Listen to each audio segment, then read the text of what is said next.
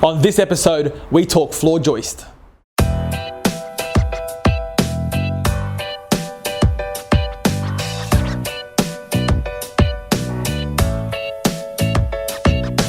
have you ever wondered how the floorboards are supported on a double-story home?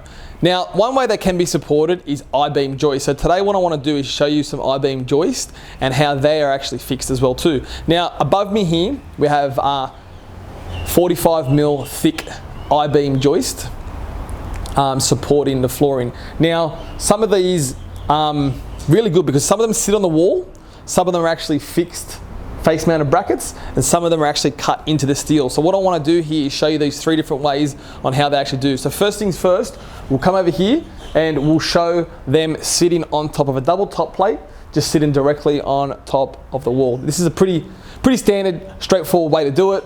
Happens over there. Also on the external, you can see it over there. It's sitting like that as well too.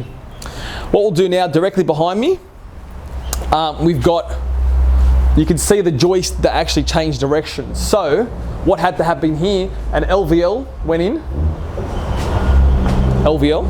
and face mounted joist hanger brackets are installed. So you can see the metal brackets on the side, they're nailed to the LVL either side. Then the joist, I-beam joist goes in to the face mounted brackets and holds it just like so.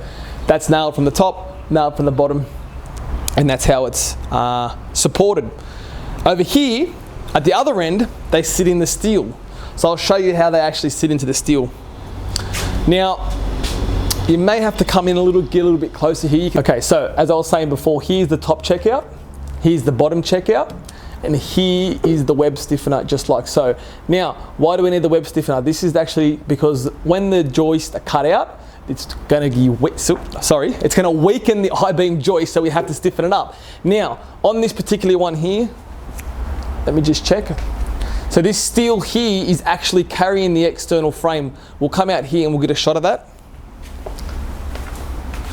See, this steel here is actually carrying the external frame. Now, a couple of different other scenarios. The steel may be carrying the brickwork and the joist actually have to carry the frame.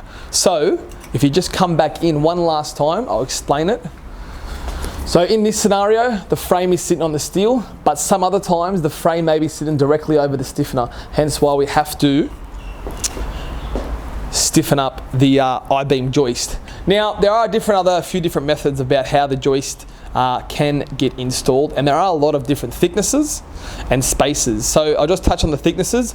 They do go 45mm, 75mm, 90mm, and they can go up to quite large sizes. The spacings, they don't really go bigger than 600, 450, 400, all the way down from there. Now these ones here are spaced at 450, and I just want to show you one last thing, so we're going to have to swing around this way. Last thing I want to just show you is the joist blocking, just like so.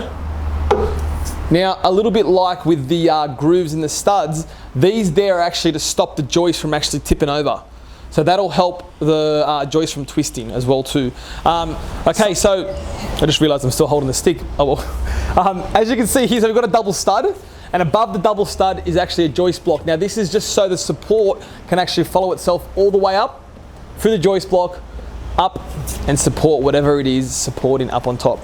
All right guys, thanks for joining me on another episode of Simone TV. I hope you found this very helpful about the floor joist and how your floorboards are supported. If you know someone who wants to know a little bit more about how their floorboards are supported, tag them in the comments below. If anything I missed, or you feel like you wanted to add anything to the conversation, leave me a comment. I'll do my best to answer it for you. All right guys, thanks for joining me on today's episode. Bye for now.